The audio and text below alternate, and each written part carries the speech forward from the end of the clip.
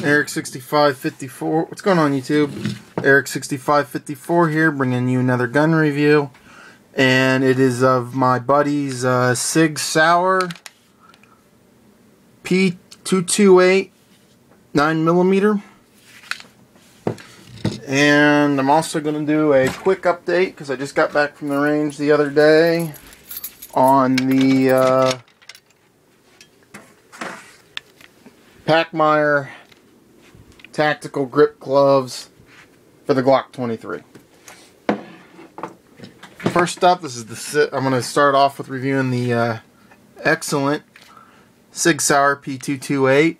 This one is an older one, if you can make it out right there, made in Germany. This is before Sig Arms came to the United States, back when Sig Sauers were good as opposed to expensive, shitty paperweights like they are now. First thing we're going to do is we're going to safety check the weapon. Rack the slide. Eject the magazine. Nothing in the chamber. Nothing in the magazine. Okay. And decock. This is a 9mm, holds 13 rounds. It has, this one came with two magazines, one a 13 rounder and the other a 15. The 15 rounder is made by Mekgar, but I don't know if some of you know this, but all Sig mags for their pistols are Mekgars. Go ahead and open up this case and we'll get the 15 rounder out. This is a 15 rounder Mekgar. And it fits flush with the receiver. Stamped Mekgar. And this one is stamped Sig Sauer, but if you look at the base plate,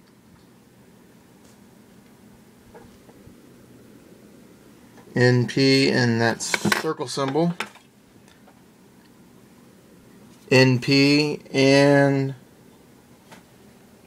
circle symbol. So all Sig mags are made by Mekgar. This pistol is double action, single action. It's the compact version from Sig. Comparable to this is my personal favorite, one of my personal favorite carry gun when I worked at the gun shop, and will be my carry gun once I get my CCW for the fall and winter, is the Glock 23, which review's coming for this, but go back to the Sig. Double action, single action. So it's got a very stiff double action trigger pull, great for carrying. Then your single action.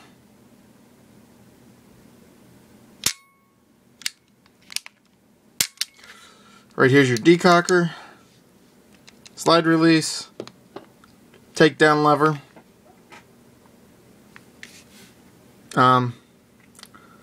standard grip. This one's got the standard plastic Sig grips. They do make Hogues, wood ones, and Pachmeyers if you want to put them on it. There's no, it's a 228. There is no provision for a light. However, there may be an aftermarket modification like what they put out for the Beretta 92 without the rail, where it loops around the trigger guard, and it has something that connects up to here on the frame, like, that I don't know for the Sig. I knew they make it for the Beretta.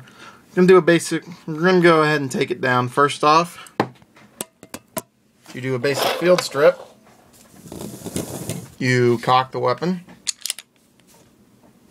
Weapon's cocked. Take the magazine out. Rotate your lever down. Then just bring the slide down and forward. And it slides right off the rails. Take your recoil spring out. And your barrel. Gun is now field stripped.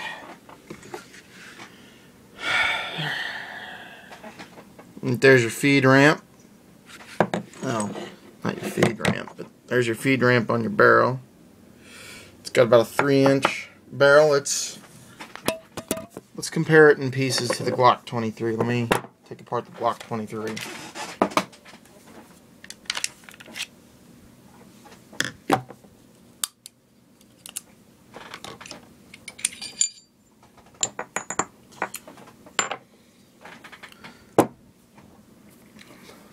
There we go.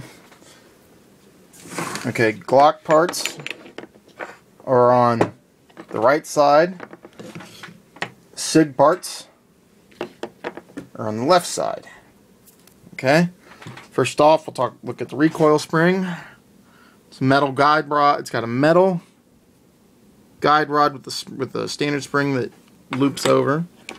The Glock's got a plastic guide rod. What I really want to show is the barrel length. They're almost the exact same barrel length. Glock barrel on top, Sig barrel on the bottom.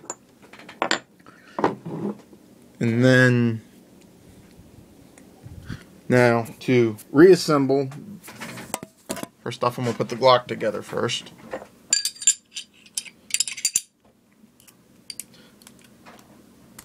And I'll go over Glock 23 review coming, but I got my buddy's Ruger Mark III 2245 till the end of the week, as well as his Sig, because we went shooting the other day and I got to get them back to him for cleaning. Okay, basically, take your slide, your barrel, recoil spring, push in and up like that. Take your pistol, take the frame, put it on the guide slide rails, lock it back. You have to rotate that up. Recoil on this gun is fairly light. I mean, it is a 9mm, and it's I don't know if the frame on this one's steel or alloy, but I noticed it almost felt like I was shooting a 22 the other day. But then again, I'm used to shooting 40 caliber Glocks that are pretty snappy compared to a all metal construction 9mm. The trigger is metal. That is one of my complaints on the FNP9, or one of my buddy's complaints. That's why he didn't buy one. That's because the FNP9 had a plastic trigger, and it was double action, single action. Your sights, standard notch sights. These aren't 3-dot. Well, nope, they're not 3-dot. This gun is very accurate. Make a great open carry gun. Somewhat concealed carry. I mean, it's a little thick and heavy, but it can be carried. This would be great to put on your nightstand, and it's good to have it's a fun gun to shoot it and plink. It's a similar concept to the compact Glocks, that pretty much if you only want one handgun to form about every function, this will do it. So will this. Military still has these. Well, at least NCIS, Army CID. It's possible this gun's no longer made, but still encountered in various law enforcement agencies. I believe the FBI still issue this. If they don't, I know you still see it out being used. It's a great pistol. The Secret Service used this at one time. Of course, now I think they're using 229s and 357 Sig, because I know TSA is using 229s and 357 Sig. All in all, this is a great pistol. On the used market, I don't know what they go for, but Blue Book value for one of these used is, I think, right around $400 to $500, maybe $350, depending on the condition. Now let's do an update on the grip gloves. Of course, I ripped them when I put them on during the review, but I managed to tape it. And believe it or not, I'm probably going to keep them on the gun, because the gun didn't seem as snappy with the Pachmeyer grips. they really did make a difference. And as well as, but all in all, I love my Glock 23, and this one little modification worked pretty well for me at the range. So I'm probably going to keep it on, but bring the Sig back in frame. Don't think there's too much more I want to say on the Sig Sauer P228. It says Sig Arms here incorporated extra New Hampshire and Sig Sauer on the barrel, or on the slide. And then on the right side, P228, made in Germany. Typically with Sigs, buying on the used market for a good price, the ones that were made in Germany are pretty good. Truthfully, in my buddy's opinion, and from what I've seen of their new Sigs, the old ones are a hell of a lot better. The 250 and the 290, what a piece of junk, especially.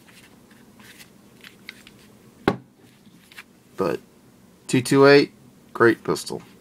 Accurate, reliable, and I was shooting some nasty rounds through it, some old range pickups that were steel, this cased, aluminum case, brass cased, military surplus. This fed them all and shot them all like a champ. I didn't have any jams with it. I did have a couple dud rounds, but that was the ammo. That's what happens when you shoot range pickups. Some of them are just bad primers, and you give them a shot and nothing happens. But generally speaking, this gun fed everything we put in it pretty well, like it always does. It's not the first time I've shot it, but it's a really good pistol. I like it a lot. I did offer to buy it from him, but then I changed my mind because for the price, I'd rather have something in 40. I view 9mm as a just pretty much strictly a plinking caliber for a gun this size. Now something like a Kel-Tec PF9 or something, that's a little different. It's smaller and it's lighter. Otherwise, I'd rather have 40 caliber. I may get a lone wolf conversion barrel for this, or it'll probably be for my Glock 22, but I don't know yet. That's different. It's a different video, and it's all. But all in all, the edges are pretty well rounded on this one. There's not too much to snag on a holster if you were to carry this concealed, and it's just a great gun. Sig makes, or used to make, a really good product, and now they still make some good stuff, but some of their newer designs, at least in their pistols, are kind of, I don't know, kind of junky, I think. I don't think the 250 is that great of a gun, and I don't like the new Sig 290. But now they're getting more into rifles. Now there were 220 Elites. I've never messed with one. I've just looked at photos, and I saw them at gun shops. I haven't shot one. And then last year we rented an old range we went to, had an old Sig 220 and 45. Shot okay, but the Glock 21 compensated, shot a lot better. Well, anyway, just my preference too. I don't like double action, single action that much. I prefer safe action, striker fired. That's just my way I am. And I like polymer guns for the most part because I like the savings in weight. But anyway, it's Eric6554 here. Signing off. I'll probably have a Ruger 22 Mark III 2245 review coming up.